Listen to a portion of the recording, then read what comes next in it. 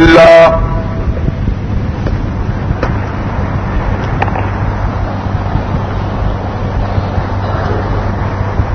الحمد لله حمدا كثيرا كما أمر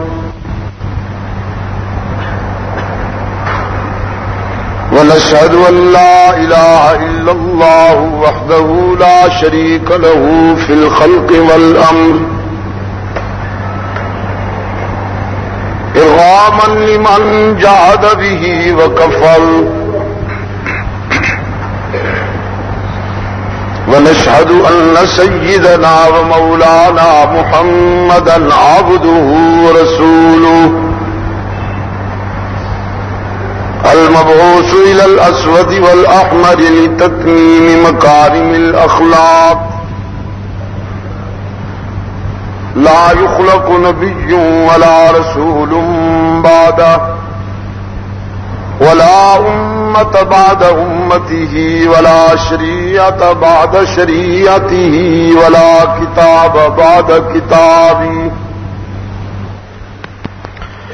صلى الله تعالى عليه وعلى آله وأصحابه الذين هم خلاصة العرب العرباء وخير الخلائق بعد الأنبياء وهم كالنجوم في السماء للاهتداء والاقتداء وهم مفاتيح الرحمة ومصابيح الهدى. أعوذ بالله من الشيطان الرجيم. بسم الله الرحمن الرحيم. هو الذي أرسل رسوله بالهدى ودين الحق ليظهره على الدين كله وكفى بالله شهيدا.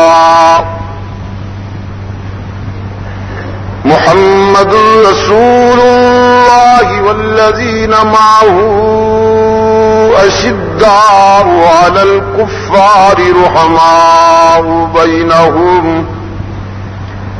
تراهم ركعا سجدا يبتغون فضلا من الله ورضوانا سيماهم في وجوههم من أثر السجود ذلك مثلهم في التوراة ومثلهم في الإنجيل. صدق الله مولانا العظيم وصدق رسوله النبي الأمي الكريم ونحن على ذلك لمن الشاهدين والشاكرين والحمد لله رب العالمين. حضرات علماء کرام، محترم بزرگوں اور عزیز دوستوں،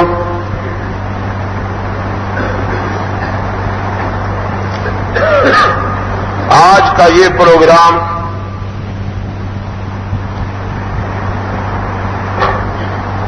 جو اسلام کے بطن جلیل اور خلافت راشدہ کے دوسرے تاجدار مراد و مدعائے رسول امیر المؤمنین سیدنا فاروق اعظم رضی اللہ تعالی عنہ کی سیرت و کردار کو بیان کرنے اور سننے کے لیے ترتیب دیا گیا ہے. میں حضرت شیخ القرآن رحمۃ اللہ علیہ کے گلشن کے رضاکاروں کو اس حسن انتخاب پر دل کی گہرائیوں سے ہدیہ تبریک پیش کرتا ہوں. ہمارے عزیز جناب حافظ محمد اکرم زاہد صاحب، ان کے رفقاء، وہ سب ہم سب کی طرف سے مبارکباد کے مستحق ہیں، جن کی محنت اور کوشش سے یہ باوقار نشست ہمارے سامنے۔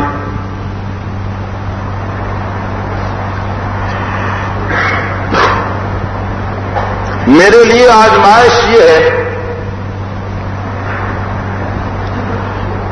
کہ موضوع کی وسعت عمر نو چاہتی اور جمعہ کی نشست کے گنے چنے لمحات ہوتے ہیں، بات کو اس قدر محدود رکھنا ہوتا ہے کہ بسا اوقات موضوع کے تقاضے تشنہ رہ جاتے، تاہم آپ کے حسن ذوق اور شعور کی پختگی و بیداری کے ہوتے ہوئے اللہ کے فضل و کرم کے ساتھ مجھے امید ہے کہ ہم بہت حد تک قرآن و سنت کے آئینے میں ابن خطاب کے حسن و جمال کا نظارہ کر سکیں گے۔ تاریخ کے پس منظر میں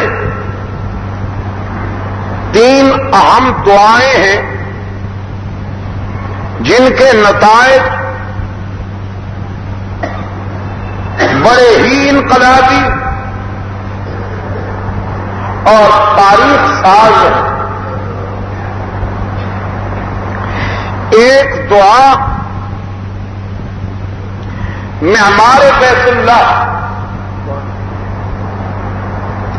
جد الانبیاء و مجدد الانبیاء بابائے ملت اسلامیہ حضرت ابراہیم علیہ السلام کی ہے، جو انہوں نے تعمیر بیت اللہ کے وقت مانگی۔ دوسری دعا فاتح فرعونیت علمبردار علم حریت حضرت کلیم اللہ کی ہے، جو انہوں نے انسانی تاریخ میں ایک یادگار اور انقلابی کردار ادا کرتے ہوئے فرعونی استبدادیت سے ٹکراتے وقت اللہ سے مانگی، اور ایک دعا سید ولد آدم امام الانبیاء والمرسلین رحمت للعالمین صلی اللہ علیہ وسلم نے دنیا سے ظلم و تشدد کے نشانات مٹانے کے لیے اپنے انقلابی پروگرام کو پائے تکمیل تک پہنچانے کے لیے اللہ سے مانگا۔ ان تینوں نے اپنے محسن سے، اپنے داتا سے تین ایسے انسانوں کی رفاقت اور معیت کا مطالبہ کیا کہ جن جن کے کردار نے تاریخ کا رخ موڑ دیا.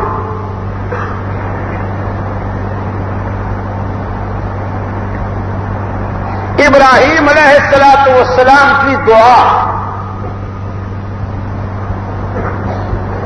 قرآن کے الفاظ میں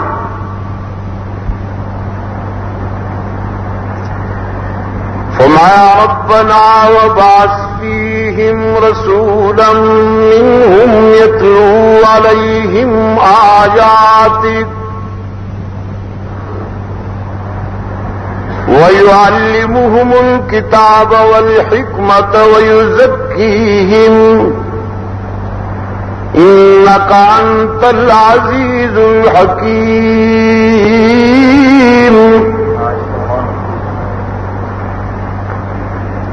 پروردگار عالم،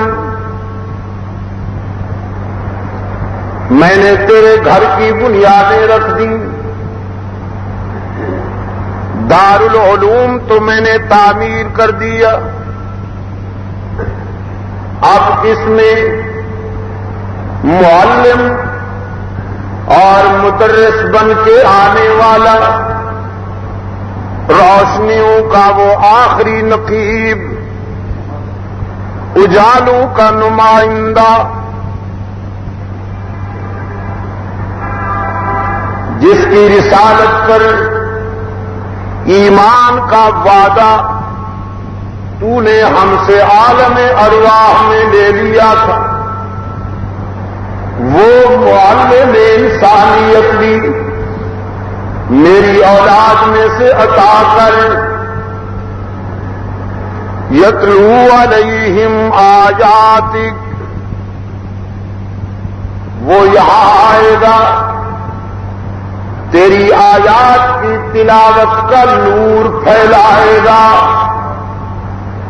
تیری آیات کے اجالوں سے دنیا فکر و نظر کی تاریکیوں کا اجالا کرے گا. وَيُعَلِّمُهُمُ الْكِتَابَ وَالْحِكْمَةَ، اور کتاب و حکمت کی تعلیم دے گا. وَيُزَكِّيهِمْ، تزکیہ نفس کرے گا. اس ادارے میں ہم سے کھلا، ہم سے کھلا، ہم ہیں جوہر دیگ حسین، ہم ہیں گولے درد علی، اپنی قوت اپنی جان، اپنی قوت اپنی جان، لا الہ الا اللہ محمد رسول اللہ. ہر پل ہر ساتھ ہر آن جاگ رہا ہے پاکستان، جاگ رہا ہے پاکستان. اپنی قوت اپنی جان، اپنی قوت اپنی جان، لا الہ الا اللہ محمد رسول اللہ. ہر پل ہر ساتھ ہر آن جاگ رہا ہے پاکستان، جاگ رہا ہے پاکستان.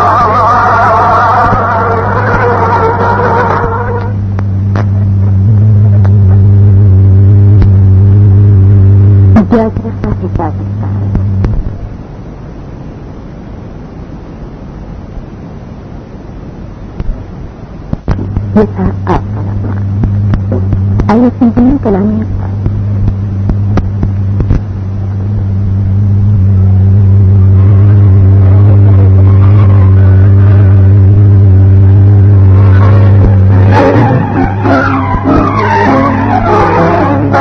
یہی مقصود فطرت ہے، یہی رمز مسلمانی، یہی مقصود فطرت ہے، یہی رمز مسلمانی.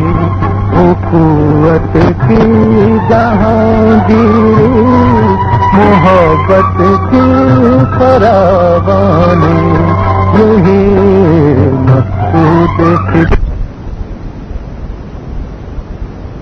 موسیٰ علیہ السلام نے دعوت و انوار حرم، ایمان قرآن نظروں میں انوار حرم، سینوں میں قرآن مجید، نعرہ اپنا ہے اسلام، کلمہ اپنا ہے توحید۔ قولی، میرے پروردگار، دعوت و تبلیغ کے سفر میں سب سے پہلے میں تجھ سے شرح صدر کی التجا کرتا ہوں۔ میرے سینے میں وسعت عطا کر، شرح صدر عطا فرما، اور میرے نطق و بیان کی گرانیاں بھی دور کر، میرے تکلم کی رکاوٹوں کو بھی دور فرما، ایسا انداز بیان عطا کر کے جو بولتا جاؤں تیرے بندوں کے دلوں کی گہرائیوں میں اترتا جائے۔ اور میرے معبود، راولپنڈی کے دوست، یہ جس مقام پہ میں بیٹھا ہوں نا، یہاں کے بھی کچھ تقاضے ہیں، اور انہی تقاضوں کو ملحوظ رکھتے ہوئے عرض کرتا چلا جاؤں کہ حضرت آدم علیہ السلام سے لے کر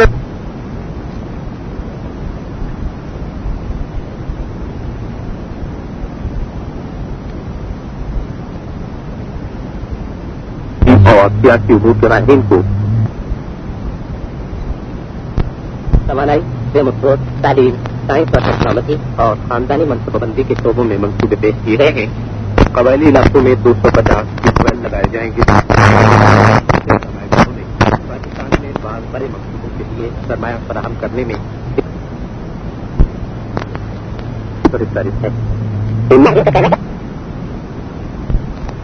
تو پھر جب آج ہم لوگوں کو کہتے ہیں اور دعا کرتے ہیں کہ تم بھی خدا سے مانگا کرو، تمہیں اللہ توفیق دے کہ تم بھی اسی کے آگے دامن پھیلاؤ، تو یہ ناراض ہوتے ہیں۔ بیمار زیادہ سنجیدہ ہو، بیمار کی طبیعت زیادہ خراب ہو نا، تو کبھی کبھی وہ ڈاکٹر کو گالیاں بھی دیتا ہے، ڈاکٹر کے منہ پہ تھپڑ بھی مار دیتا ہے،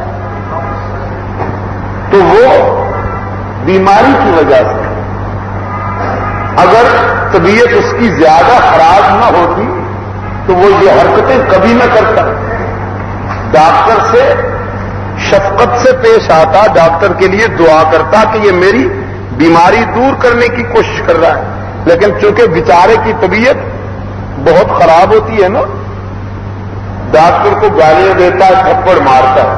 تو اچھا ڈاکٹر وہ ہے کہ جو یہ گالیاں سہتے ہوئے، تھپڑ برداشت کرتے ہوئے علاج جاری رکھتے،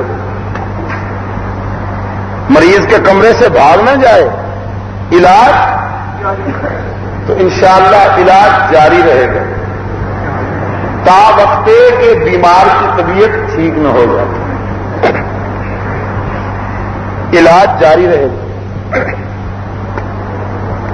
میرے عزیز دوستو، یہی تو خوبی ہے اسلام میں کہ اللہ سے رابطہ کرنے میں یہاں کسی پیچیدہ تمہید کی ضرورت نہیں ہوتی،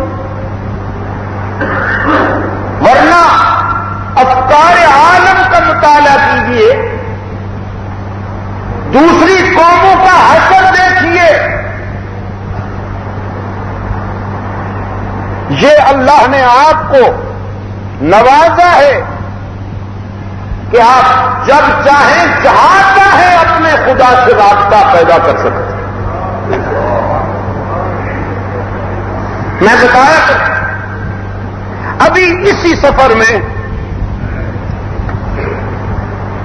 جب یورپ سے میں افریقہ پہنچا، وہاں ایک سیاہ فام افریقی مسلمان جو کچھ عرصہ پہلے عیسائیت کو خیر باد کہہ کر رسول اللہ کے غلاموں میں شامل ہوا تھا، میں نے اس سے پوچھا کہ تجھے اسلام کی کون سی ادا پسند آئی؟ تو کہنے لگا ادائیں تو بہت ہیں لیکن سب سے اہم کرسچنیٹی میں یہ ہے کہ ہمیں خدا سے رابطہ قائم کرنے کے لیے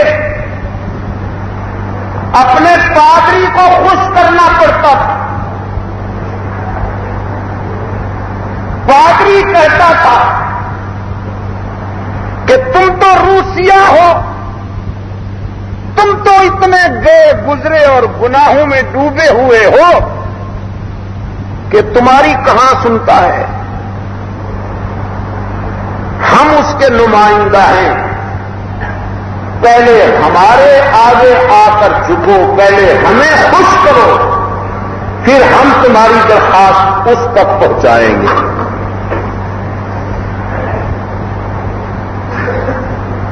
اس نے کہا کرسچنیٹی میں پہلے انسانوں کو خوش کرنا پڑتا تھا, پھر خدا سے رابطہ قائم ہوتا تھا. وہاں لنک ڈائریکٹ نہیں ہوتا تھا, انڈائریکٹ ہوتا تھا. تو انسان کو خوش کرنا کوئی آسان تو نہیں ہے. مجھے اسلام کی سب سے زیادہ یہ ادا متاثر کر گئی کہ جہاں خدا سے ملنے کے لیے, خدا سے رابطہ قائم کرنے کے لیے, اپنا درد دل خدا کو کہنے کے لیے تنکوں کے سہاروں کی ضرورت نہیں. جب کبھی جہاں کہیں تمہیں ضرورت پڑے تم لب کشائی کرو تو اس کی رحمت تمہاری التجاؤں کا استقبال کرنے کے لیے موجود ہوتی. اس کی بارگاہ رحمت سے ہر وقت ندا آتی ہے کہ نبی عبادی انی انا الغفور الرحیم.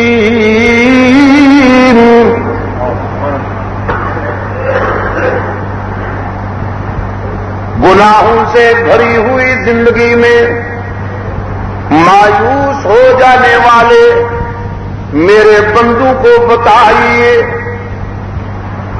کہ تمہارے گناہ بہت ہیں تو میری رحمت کا بھی کوئی ٹھکانہ نہیں. نبی عبادی عنی, بتا دیجئے میرے بندوں کو میری بات. انا الغفور الرحیم,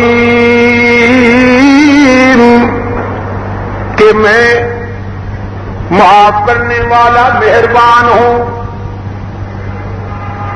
ایک اور مقام پہ فرمایا من یعمل سوءا او یظلم نفسہ ثم یستغفر اللہ یجد اللہ غفورا رحیما.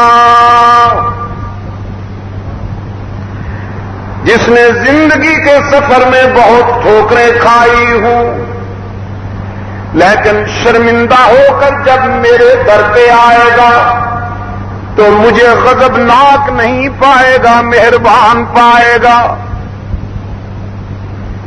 بگڑے ہوئے نافرمان بیٹے پر کئی سالوں کے بعد شرمندہ ہو کر جب وہ گھر میں آ جائے,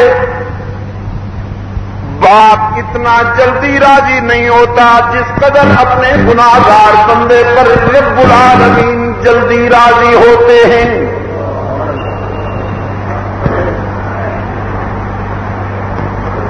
اس کی بارگاہ رحمت سے تو ہر وقت ندا آتی ہے کہ باز آ ہر آنکھ ہستی باز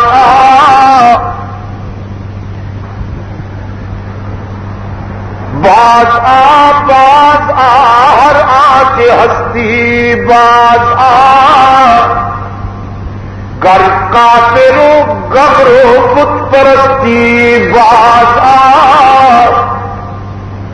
ای درگاہ ماں درگہ نومیدی نیست، صد بار اگر توبہ شکستی بات آ، 100 مرتبہ بھی اگر تو نے توبہ کی ہے اور توڑ دی ہے، مایوس پھر بھی ہونے کی کوئی ضرورت نہیں، ایک مرتبہ پھر آ کے دیکھ اور میرے لطف و کرم کو ایک مرتبہ پھر آزما کے دیکھ۔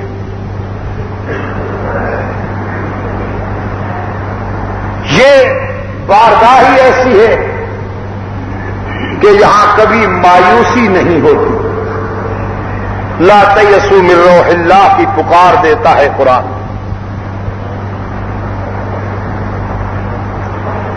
بابا شادی مرحوم نے ایک صوفی کا حال ذکر کیا ہے جس نے 40 سال تک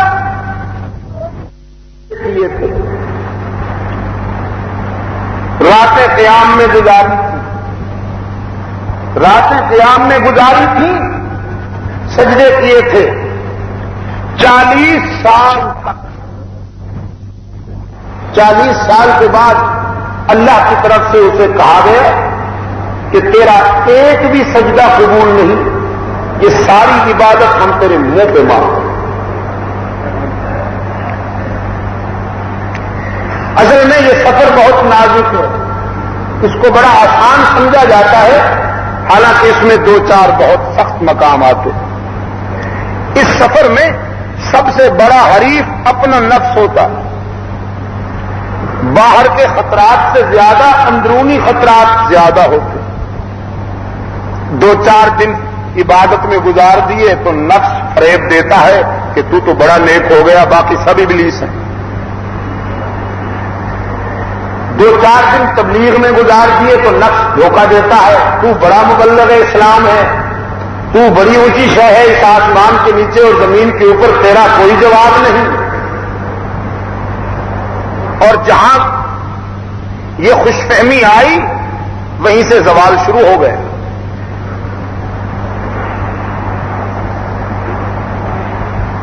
اور نہیں تو کم از کم اتنا تو ضرور ہوتا ہے کہ کسی نیک کی نیکی کی جب تعریف کی جائے تو وہ خوش ہوتا ہے، اس کے نفس کو غذا ملتی ہے۔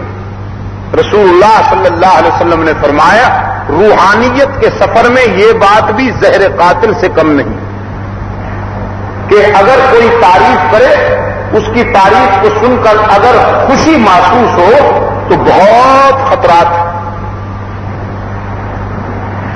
40 سال کے بعد حق تعالی کی طرف سے یہ کہا گیا کہ تیرا ایک بھی سجدہ ہم قبول نہیں۔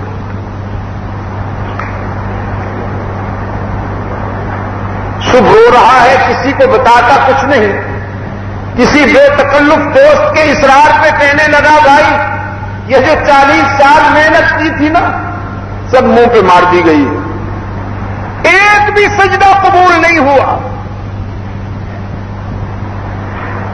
40 سال کا عرصہ بہت بڑا عرصہ ہے انسانی زندگی میں۔ اس کا وہ دوست کہنے لگا تو پھر اب آپ کا کیا خیال ہے؟ بس کیجئے، میری رائے تو یہ ہے چھٹی کیجیے۔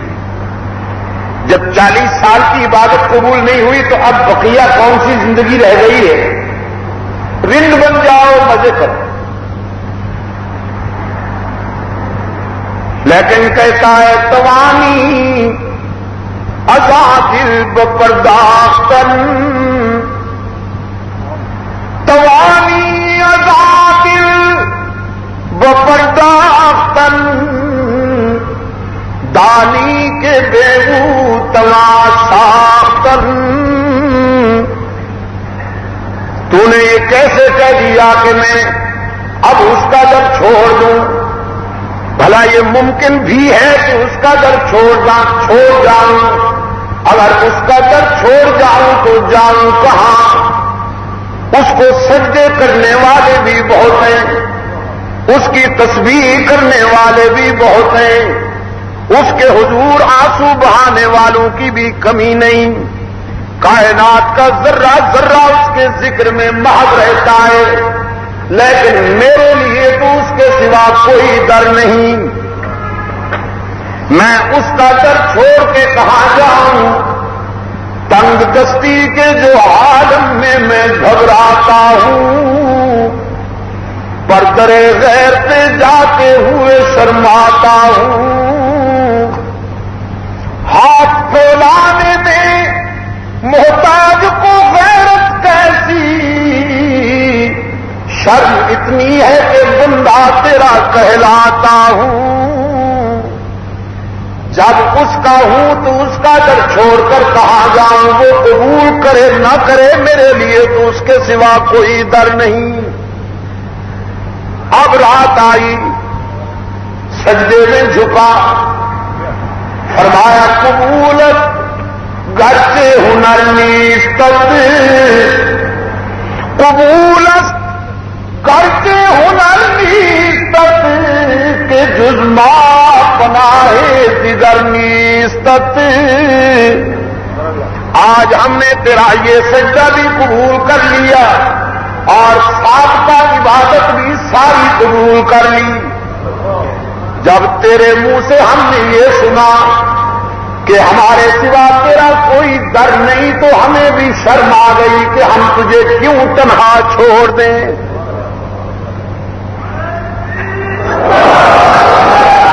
تو وہ کون ہے جسے تنہائیوں میں پکارا جائے؟ وہ کون ہے جس کے سامنے تنہائی میں آنسو بہائے جائیں؟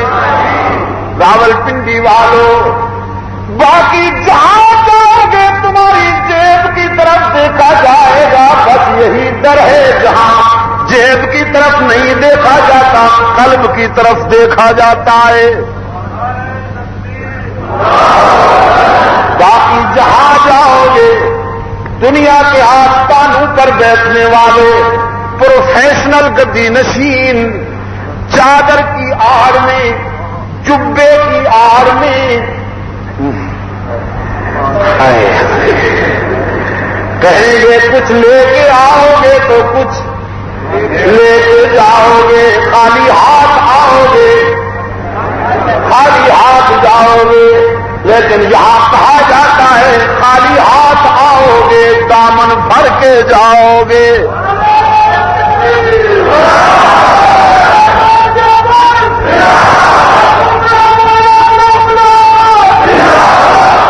تو کون ہے جسے تنہائیوں میں پکارا جائے؟ کون ہے جس کے سامنے آنسو بہائے جائیں؟ کون ہے جس کے حضور دامن پھیلایا جائے؟ تمام انبیاء نے اسی کو پکارا، تمام پیغمبروں نے اسی کے آگے التجائیں پیش کی. فرمایا رب اشرح لی صدری ویسر لی امری واحلل عقدۃ من لسانی یفقہوا قولی. میرے داتا میرا شرح صدر کر دے، دعوت و تبلیغ کے سفر میں میرے سینے میں موسیٰ عطا کر. اور اے پروردگار یہ راستہ بہت کٹھن ہے، یہ سفر بہت نازک ہے، مشکلات بہت ہیں، تو میری مشکل کشائی بھی تو کر. دعوت فکر دیتا ہوں. عربی گرامر جاننے والے دوستوں کو پوچھیے اپنے ضمیر سے ویسر لی امری کیا ترجمہ ہے اس کا، اور میری مشکلات کو بھی آسان کر. تو حضرت موسیٰ کا مشکل کشا کون؟ حضرت موسیٰ کا مشکل کشا کون؟ حضرت آدم سے لے کر رحمت عالم صلی اللہ علیہ وسلم تک تمام انبیاء اور رسول کا مشکل کشا کون؟ تو پھر اللہ تعالیٰ بیماروں کو بھی شفا عطا فرمائے، بیماروں کو بھی شفا عطا فرمائے. پتہ نہیں انہیں کیا ہو گیا. یہ کہتے ہیں بگرداؤ بے بلا افتاد کشتی مدد کن، کیا مدد کن یا معین الدین چشتی. اور اس کا نام رکھا ہے حب اولیاء، اس کا نام رکھا ہے حب اولیاء. بادشاہ ولیاں دی محبت تھا پہ مار دیے. حب اولیاء، یہ حب اولیاء نہیں ہے میرے بابو. اولیاء تو سمجھے نازک بات کہہ رہا ہوں. اولیاء تو بندوں کو خدا سے ملنے کا سلیقہ سکھانے آتے ہیں. اولیاء تو اللہ کے حضور دعوت پھیلانے کا گر سکھانے آتے ہیں. خدا کے آگے آنسو بہانے کا ڈھنگ سکھانے آتے ہیں. اور وہ یہی بتایا کرتے ہیں کہ جب کوئی مشکل پیش آئے تو اسی کو پکارا کرو، اسی کے آگے دامن پھیلایا کرو. اب ان کی نادانی دیکھیے کہ انہوں نے ادھر کے بجائے رخ ادھر موڑ دیا کہ جی اس کو کون پکارے، آپ ہی سب کچھ. یہ بالکل ایسے ہے جیسے مولانا صاحب کسی کا نکاح پڑھا رہے ہوں اور دولہا میاں کہیں بس مولانا میں اور کسی کو نہیں جانتا، میرے مولانا بھی آپ ہے، بیوی بھی آپ ہے. یہ حب مانگی ہے، یہ مولانا سے محبت ہو رہی ہے. میں پوچھتا ہوں آپ سے، ارے بابا مولانا نے تو نکاح پڑھایا ہے کہ تم زندگی کے سفر میں ایک دوسرے کے بن جاؤ اور وفا کرو، ایک دوسرے کے حقوق ادا کرو. اب جاہل کو دیکھیے تو وہ رخ ادھر کے بجائے ادھر کر لیتا ہے. ہم یہی سمجھاتے ہیں کہ اپنا رخ صحیح کر لیجیے. مولانا بابا کھتر پوش، بابا چادر پوش جی رخ صحیح کر لیجیے. بس پکارے جانے کے قابل وہی ہے. تنہائی میں آنسو اسی کے آگے بہنے چاہیے. بس فرمایا اس سفر میں مشکلات بہت ہیں میرے داتا، تو میری مشکلات کو بھی تو آسان کر دے. یسر لی امری. تو حضرت موسیٰ کا مشکل کشا اللہ ہی. الحمدللہ میری نجات کے لیے یہی کافی. ویسے کوئی بات تو انوکھی نہیں ہے، بات تو قرآن کریم نماز کی ہر رکعت میں یہی کہلواتا ہے، لیکن اس کو عالمی سطح پر ایک ذوق کے ساتھ جو کہلوا دیا ہے تو ذہن سازی کا سلسلہ شروع ہو گیا اللہ کے فضل و کرم کے ساتھ. فراز پہنچا تو میں سمجھا پہلی مرتبہ آئے ہوں، یہاں تو لوگوں کو بتانا پڑے گا، لیکن کیسٹیں پہنچی ہوئی تھی، کوئی زیادہ محنت نہیں کرنی پڑی. میں نے جو ہی پوچھا جواب ہی کے ساتھ آیا، جواب ہی کے ساتھ آیا. اسی طرح پر افریقہ میں میرا خیال تھا محنت کرنی پڑے گی، بتانا ہوگا کہ ہی نہیں ہی، لیکن بحمدللہ تعالی چوں ہی میں نے پوچھا تو جواب ہی کے ساتھ آیا. کیسٹوں میں بھی بڑا کم.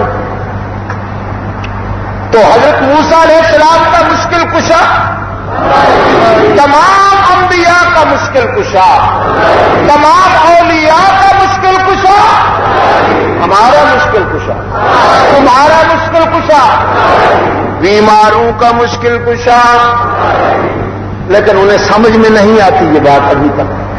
اللہ انہیں شفائے کاملہ عطا فرمائے. بات یہی سمجھ میں ان کے آئے یا نہ آئے، بات یہی ہے کہ مشکل کشا کون ہے.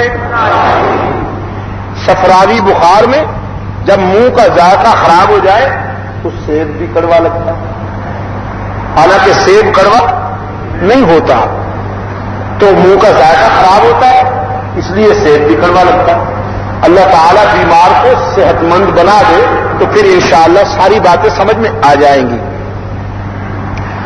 حضرت موسیٰ علیہ السلام نے عرض کیا وَجَعَلْ لِي وَزِيرًا مِّنْ أَهْلِي هَارُونَ. الہ العالمین ہارون کو بھی میرا وزیر بنا دے.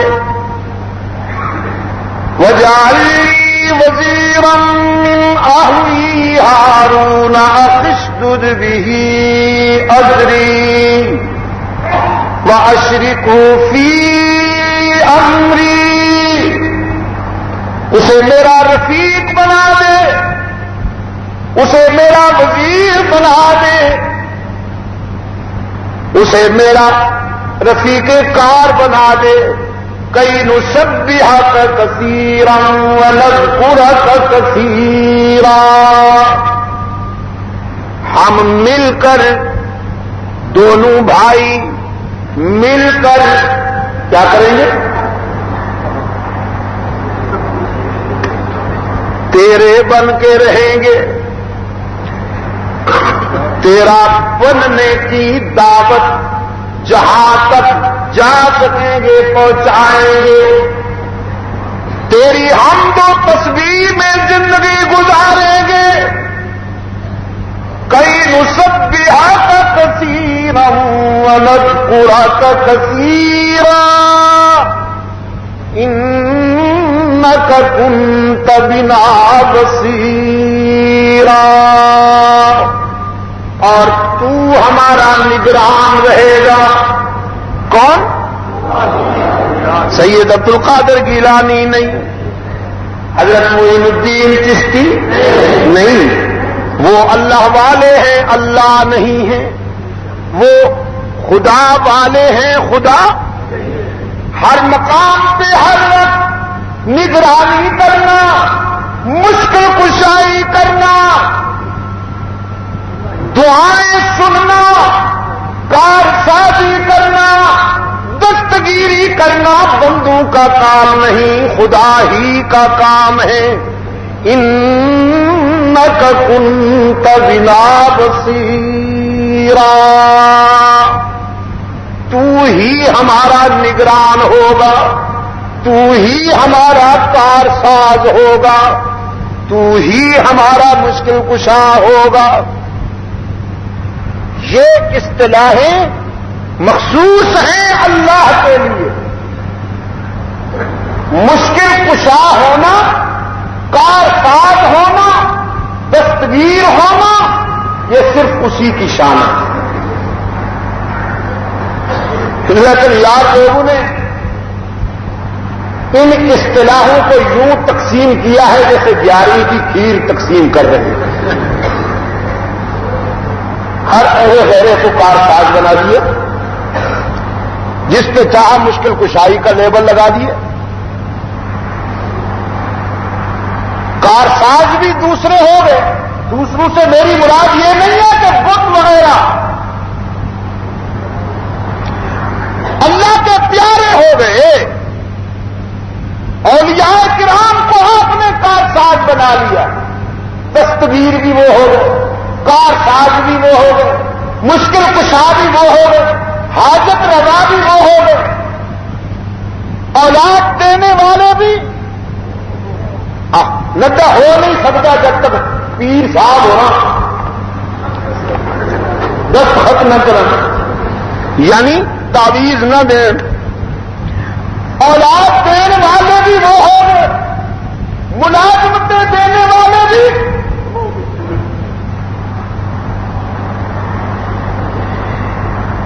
ایک صاحب کسی کو مشورہ دے رہے تھے،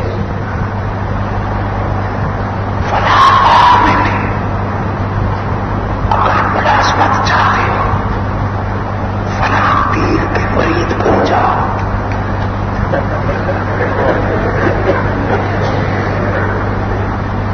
میں خود بے روزگار تھا، حضرت کا مرید بن گیا، ہفتے میں ملازمت ملی.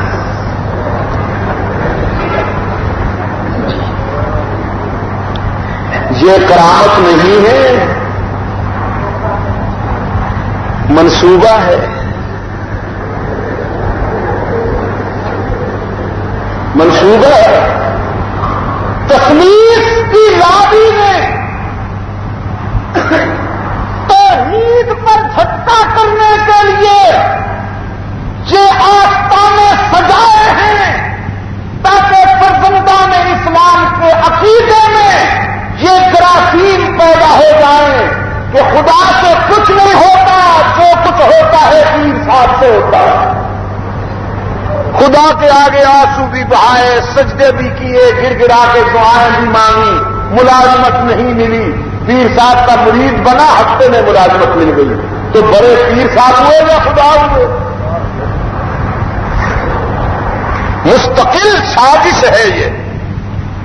برے صغیر میں مسلمانوں کے عقیدے میں شرک و بدعت کے جراثیم پیدا کرنے کے لیے جن آستانوں کو فروغ دیا ہے تسلیس پرستوں نے، فرنگی بابا نے، جہاں اور بہت سے بغل بچے چھوڑے ہیں نا، یہ بھی فرنگی بابا کے لیے اللہ سے رحمت عالم صلی اللہ علیہ وسلم کو مانگا۔ فرعونی استبدادیت سے ٹکراتے وقت حضرت موسیٰ علیہ السلام نے اللہ سے ہارون کی فصاحت و بلاغت کو مانگا، اور اب خود رحمت للعالمین صلی اللہ علیہ وسلم نے دنیا سے ظلم و تشدد کا نام و نشان مٹانے کے لیے اللہ سے ابن خطاب کی جلالت، غیرت اور سہولت کو مانگا۔ رحمت عالم صلی اللہ علیہ وسلم مراد خلیل ہوئے، ہارون مراد کلیم ہوئے، اور عمر مراد محمد ہوئے۔ ابراہیم علیہ السلام نے حق تعالی سے رحمت للعالمین کو مانگا، حضرت موسیٰ علیہ السلام نے ہارون کو مانگا، اور رحمت عالم صلی اللہ علیہ وسلم نے ابن خطاب کو مانگا۔ خدا بندہ گلشن اسلام کی آب یاری کے لیے مجھے یہ رضاکار عطا کر دے۔ فاروق اعظم رضی اللہ تعالیٰ عنہ سرکار دو عالم صلی اللہ علیہ وسلم کے رضاکار بن کے آئے، فیض نظر نے کام کیا، نگاہ رسالت نے ابن خطاب کے پیکر میں چھپا ہوا فاروق اعظم محسوس کر لیا، تعمیر کی، تو پھر فاروق اعظم بن گئے کہ جن کے فکر کی رسائی عرش بری تک ہوئی۔ فاروق اعظم رضی اللہ تعالیٰ نے فرش زمین پہ بیٹھ کر تجویز عرض کرتے ہیں، عرش بری سے قرآن بن کے اترتی ہے وہی تجویز۔ پذیرائی کی کوئی حد ہے دوستو، پذیرائی کی کوئی حد ہے کہ رحمت عالم صلی اللہ علیہ وسلم کی خدمت میں فاروق اعظم عرض کرتے ہیں ازواج مطہرات کو گھروں سے باپردہ ہو کر باہر آنا چاہیے۔ آقا میری غیرت گوارا نہیں کرتی کہ پیغمبر کی گھر والیاں بے پردہ گھروں سے باہر نکلیں۔ رب العالمین نے فرمایا کل ازواجک و بناتک و نساء المؤمنین یدنین علیہن من جلابیبہن، میرے محبوب حکم فرما دیجیے اپنی گھر والیوں کو، اپنی بیٹیوں کو اور اہل ایمان کی ماؤں، بہنوں، بیویوں، بیٹیوں کو جب گھروں سے باہر نکلا کریں تو اپنے چہرے چادروں سے ڈھانپ لیا کریں۔ ان کا بے پردہ ہو کر گھروں سے باہر نکلنا فرش پر تیرے عمر کی غیرت برداشت نہیں کرتی تو عرش پر تیرے پروردگار کی غیرت بھی برداشت نہیں کرتی۔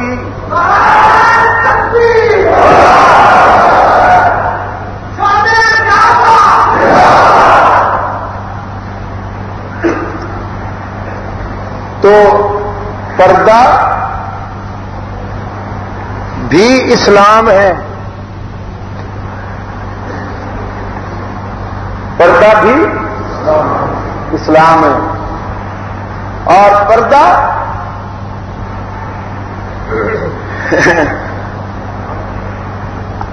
میرے دوستوں کا خیال یہ ہے کہ پردہ صرف نگاہ کا ہوتا ہے، طبیعت میں شرم و حیا ہونی چاہیے بس، باقی ساری چیزیں اس انداز میں نہیں ہوتی، صرف پردے کے لیے یہی خیال ہے۔ بابو جی کے میدے میں کھانا اس وقت تک نہیں اترتا جب تک میز پر نہ پہنچے، جب تک چھری کانٹا ہاتھ میں نہ لے، جب تک پلیٹ کو تہس نہس نہ کرے، جب تک لقمہ اٹھا کے منہ میں نہ ڈالے، اس وقت تک کھانا تو اس کے میدے میں نہیں پہنچتا۔ یہ نہیں کہتا کہ چلو ڈرائنگ روم میں بیٹھے ہوئے میں نے خیال کر لیا کہ گویا کھانا کھا لیا، لہذا اب کوئی زیادہ تکلف کی ضرورت، یقین فرمائیے اگر یہی ہوتا تو ہماری زندگی کے 75% پرابلمز فنش ہو جاتے ہیں، 75% مسائل ختم ہو جاتے اگر ہمیں ڈائننگ میز پہ جانے کی ضرورت نہ پڑتی، خیال میں کھانا کھا لیا جاتا کہ بس شائستگی ہونی چاہیے، طبیعت میں ذرا ذوق ہونا چاہیے۔ بھائی پڑھا لکھا دور ہے، یہ پرانی باتیں کیا لیے پھرتے ہو، چھوڑ دو۔ یہ تو کھانے کے لیے تو بابو جی نہیں فرماتے، جب کھانے پہ بیٹھتے ہیں تو اللہ میاں کی بلا معلوم ہوتے ہیں، صفایا کر جاتے ہیں میز پر جو کچھ نظر آئے، لیکن جب پردے کی بات ہو تو پھر آئیں بائیں شائیں۔ یہ نظر میں ذرا حجاب ہونا چاہیے اور طبیعت میں ذوق حیا ہونا چاہیے۔ یہ جو چادر اوڑھنے والا تکلف ہے یہ تو مولویوں کا گھڑا ہوا تکلف ہے، اس کی کیا ضرورت ہے؟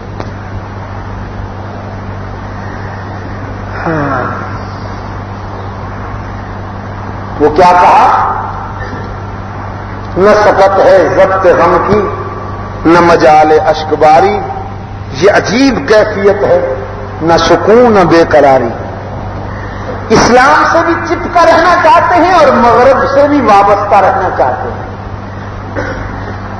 ایک ہو جائیے، خلوص کے ساتھ ہم مشورہ دیتے ہیں، ایک ہو جائیے، یا اسلام کے تقاضے پورے کیجئے اور یا پھر ادھر سے ہو کے رہیے۔ یہ پیوند کاری جو ہے منافقانہ پیوند کاری خدا کے لیے، موت سے پہلے اس سے باز آ جائیے اور توبہ کیجیے۔ یہ سب باتیں ادھر کی ہیں،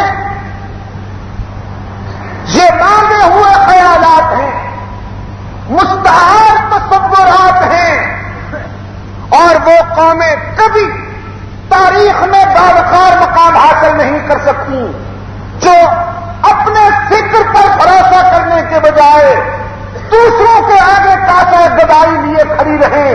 وہ قومیں کبھی تاریخ میں باوقار مقام حاصل نہیں کر سکتی۔ انہی قوموں کو عزت ملتی ہے جو اپنے فکر پر بھروسہ کریں۔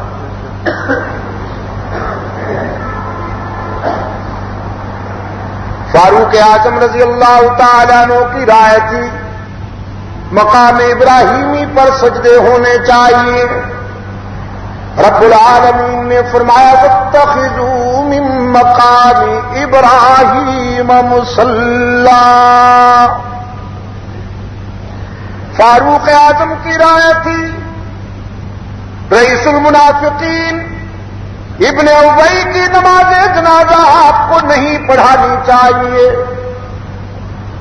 لیکن سرکار دو عالم صلی اللہ علیہ وسلم نے ازراہ رحمت تبھی شفقت کے پیش نظر ابن ابی کی نماز جنازہ پڑھائی۔ رب العالمین نے فرمایا لا تصلی علی احد منہم مات ابدا۔ میرے محبوب محسوس نہ کیجیے گا مجھے آپ کے عمر کی غیرت سے اتفاق ہو گئے۔ عمر نے تو اس اکیلے کی بات کی تھی، اور میرا حکم یہ ہے کہ اس پارٹی کا کوئی بھی منافق جس کے سینے میں تیری آبرو کا بغض ہو، جو صدیقہ کائنات پہ بد زبانی کا مرتکب ہوا ہو، جو مریم اسلام کا بغض اپنے سینے میں رکھتا ہو، جس نے دوستی کے عنوان سے دشمنی کی ہو، اس کی نماز جنازہ آپ پڑھائیں۔ نہ عمر کی غیرت برداشت کرتی ہے، نہ عمر کے خدا کی غیرت برداشت کرتی ہے۔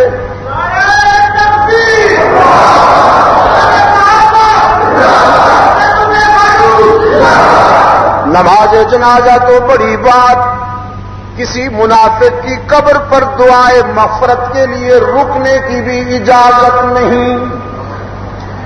فاروق اعظم رضی اللہ تعالیٰ عنہ کی رائے تھی غزوہ بدر کے نتیجے میں جنگی قیدی بن کر آنے والوں کو قتل کر دیا جانا چاہیے۔ رحمت عالم صلی اللہ علیہ وسلم نے اجراء شفقت ان کی جان معاف کر دی۔ رب العالمین نے فرمایا ما کان لنبی ان یکون له اسرى حتى يسخن في الارض تريدون عرض الدنيا والله يريد الاخرة۔ میرے محبوب،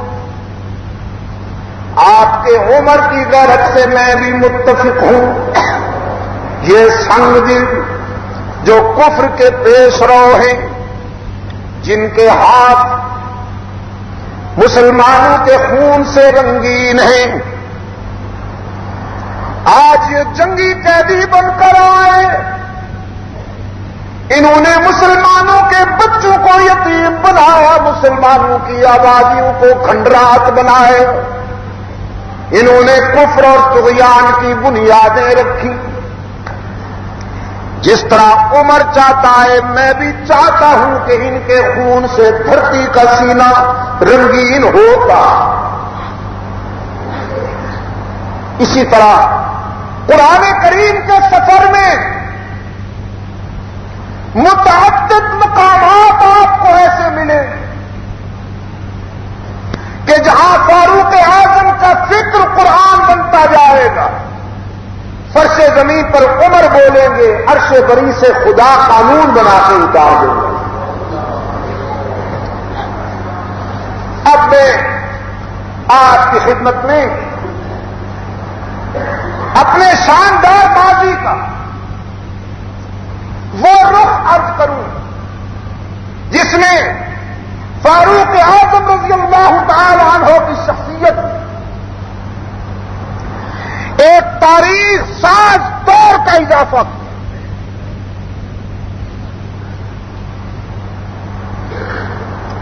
غالباً اس دن بہاولپور میں میں نے یہ بات کہی کہ صحابہ نے خود کو خدا کے حوالے کیا تو خدا نے خدائی ان کے حوالے کر دی۔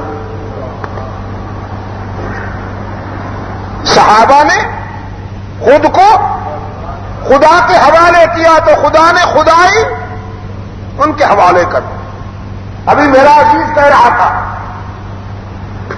کہ عناصر اربع پر فاروق اعظم کا حکم چلتا ہوا نظر آئے۔ ہواؤں نے اطاعت کی، دھرتی نے اطاعت کی، آگ نے اطاعت کی، پانی نے اطاعت کی، درندوں نے اطاعت کی۔ اس دن افریقہ میں ایک جلسہ بالکل جنگلات کے بیچ میں لساکا سے جاتے ہوئے نیلانگوے کی طرف بتاؤ کی ایک مقام آتا ہے، وہاں پر جلسہ تھا اور میرے سامنے ہزاروں کی تعداد میں سیاہ فام افریقی مسلمان بیٹھے تھے۔ وہاں پر میں نے ان دوستوں سے کہا ان جنگلات سے پوچھا کرو، ان سے بھی کبھی خدا سے ڈرنے والوں کا گزر ہوا تھا۔ یہاں رحمت عالم کے رضاکار پہنچے تھے انہی جنگلات سے. جب ان کا گزر ہوا تو یہاں کی آبادی ان درویشوں سے کہنے لگی بچ کے رہنا، درندے بڑے خوفناک ہیں، یہاں چیر پھاڑ کے کھائے جاتے ہیں انسانوں کو. لیکن صحابہ رسول نے فرمایا ہم خدا سے ڈرنے والے ہیں، درندوں سے نہیں. خدا سے ڈرنے والے کبھی مخلوق سے نہیں ڈرا کرتے. اور پھر جنگل کے دہانے پر کھڑے ہو کر درندوں کو خطاب کرتے ہوئے یاران پیغمبر نے فرمایا ہم کچھ دن تک یہاں بسیرا کریں گے. ہم تمہیں بتا دینا چاہتے ہیں کہ ہم ہر جائی نہیں ہیں، یکجائی ہیں. ہم آستانہ پرست نہیں ہیں، خدا پرست ہیں. ہم محمد عربی کے سپاہی ہیں. جب تک ہم جہاں رہیں تمہیں حکم دیا جاتا ہے کہ جنگل خالی کر دو. میرے عزیز دوستوں یہ افسانہ نہیں ہے، تاریخ کی وہ صداقتیں ہیں کہ دشمن بھی اس کا اعتراف کرنے پر مجبور ہے. لوگوں نے دیکھا ہاتھی اپنے بچوں کے ساتھ، شیر اپنے بچوں کے ساتھ، چیتا اور بھیڑیا اپنے بچوں کے ساتھ، گیدڑ تک اپنے بچوں کے ساتھ جنگل چھوڑ کر جا رہے ہیں کہ محمد ہی آ گئے، خدا سے ڈرنے والے آ گئے. انہوں نے حکم دیا ہے خدا کا نام لے کر جنگل خالی کر دیا. درندوں نے، وہ خدا سے ڈرنے والے تھے، ان کے حکم پر درندوں نے جنگل خالی کر دیا. آج ہم ہیں کہ ہمارے کہنے پر کوئی کرایہ کا مکان خالی نہیں کرتا. ہم سے کرایہ کا مکان خالی نہیں ہو سکتا. صحابہ نے جنگل درندوں سے خالی کرا لیا. دوستو اب وہاں پر مجھے ایک بچہ دکھایا گیا، حافظ ہے 7-8 سال کا بچہ. دوستوں نے بتایا کہ اس سے ملیے شاہ صاحب، یہ بڑا عجیب بچہ ہے. وہ بھی سیاح. اب مجھے بتایا گیا کہ یہ بچہ عیسائی والدین کے ہاں پیدا ہوا، عیسائی گھرانے کا چشم و چراغ. لیکن دنیا میں آنے سے پہلے اس نے کارروائی شکم مادر میں شروع کر دی تھی. زچگی سے چند دن پہلے اس کی ماں جب چرچ میں جاتی تھی عبادت کے لیے تو یہ شکم مادر میں اس قدر تڑپتا تھا کہ وہ چرچ چھوڑنے پر مجبور ہو جاتا.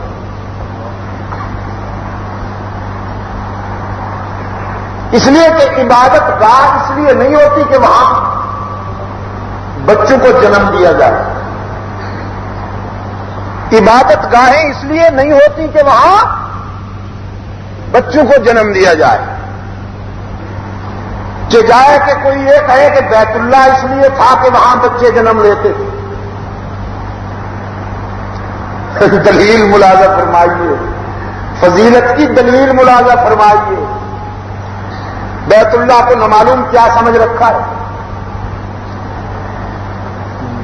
بیت اللہ میں پیدا ہونا عظمت کی دلیل نہیں ہے بابو.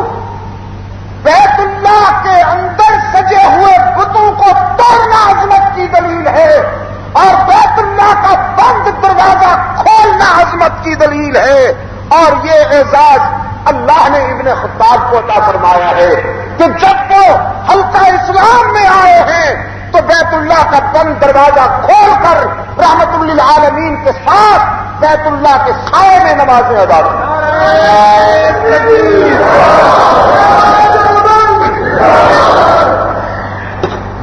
پھر جب وہ بچہ پیدا ہوا تو دوستوں نے بتایا اس کی ماں جب اسے لے کر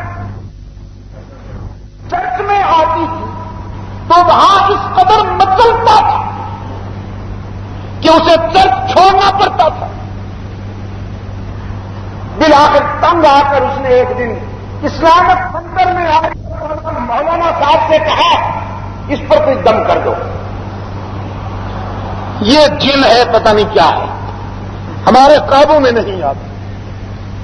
ابھی مولانا کے دم سے پہلے ایک دم وہ مسجد میں آتے ہی مطمئن ہو گیا اور یوں مطمئن ہوا کہ جیسے اپنے گھر پہنچ گیا ہو۔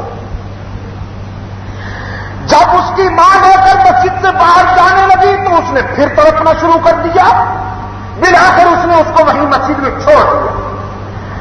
اب اس نے 2.5 سپارے قرآن حفظ کر لیا۔ مشورے پر اس کا نام میں نے عمر تجویز، اس لیے کہ وہ کسی کے قابو میں ہی نہیں آتا، وہ مانتا نہیں منواتا ہے سب بات۔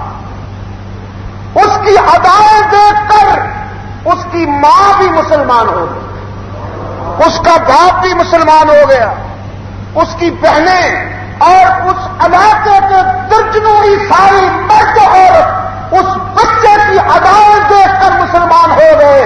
ارے عمر آج بھی اگر دنیا میں آ جائے اس کی ادائیں دیکھ کر عیسائی کلمہ پڑھتے ہیں تو پھر وہ سچا عمر کیا ہوگا کہ جس نے قرۂ ارض پر عدل و انصاف کی وہ روایات قائم کی ہیں کہ انسانی تاریخ میں فاروقی دور کی وہ روایات سنہری حروف سے لکھی گئی۔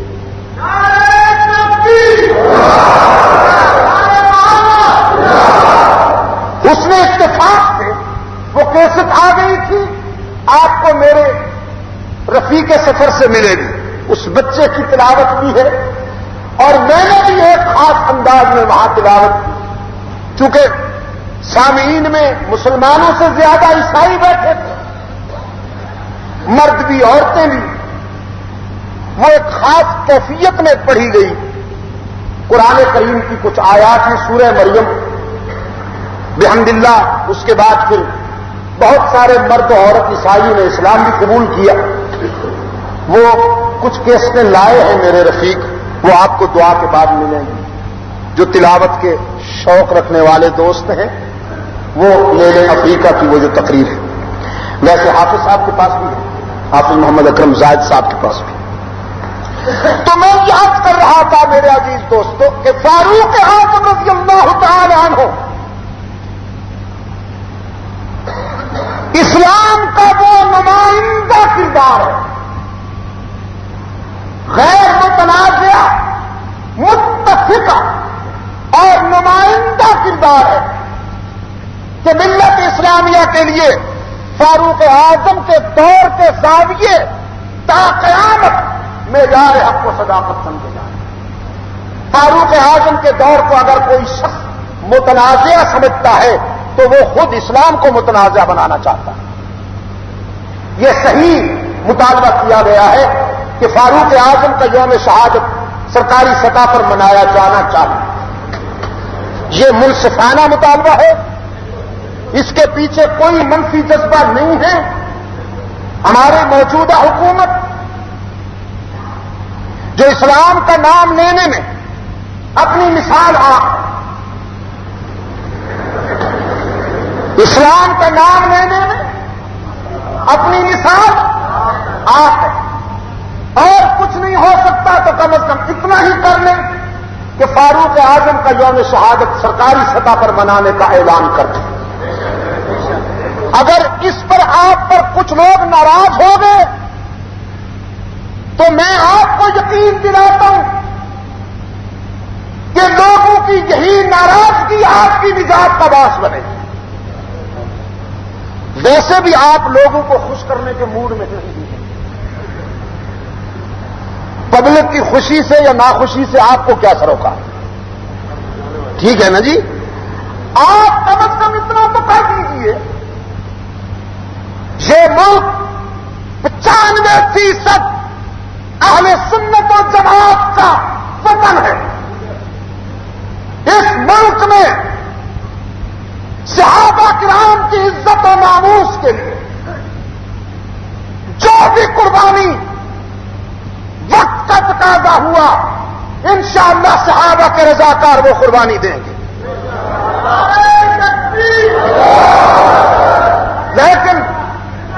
لیکن اب یہ سلسلہ ختم ہونا چاہیے. ایک فرقے کی ناجائز ناز برداری کا سلسلہ اب ختم ہونا چاہیے. میں پوچھتا ہوں کہ چند دن پہلے جو شخص پاکستان سے مذہب کے نام پر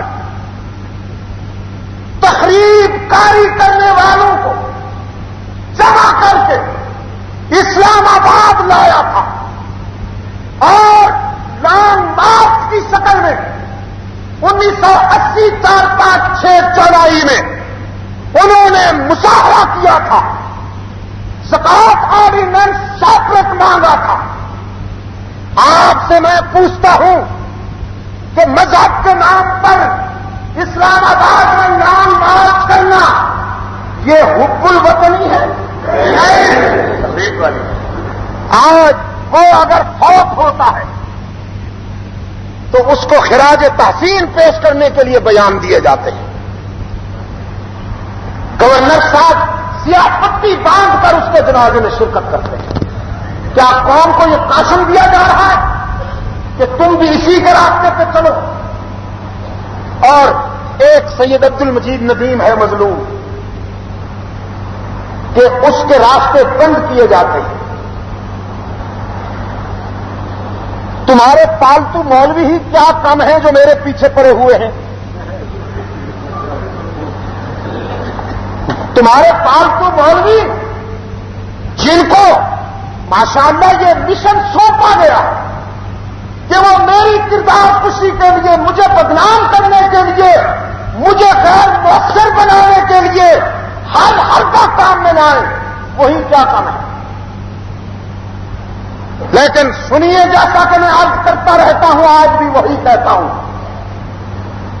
جب تک زندگی ہے خدا سے دعا کرتا ہوں کہ اللہ مجھے میرے اسلاف کے راستے پر چلنے کی توفیق عطا فرمائے. میں حق و صداقت کے راستے کو انشاءاللہ تا زندگی نہیں چھوڑوں گا. حق و صداقت کے راستے پر چلتے رہنا میرا مقصد حیات ہے، مقصد زندگی ہے.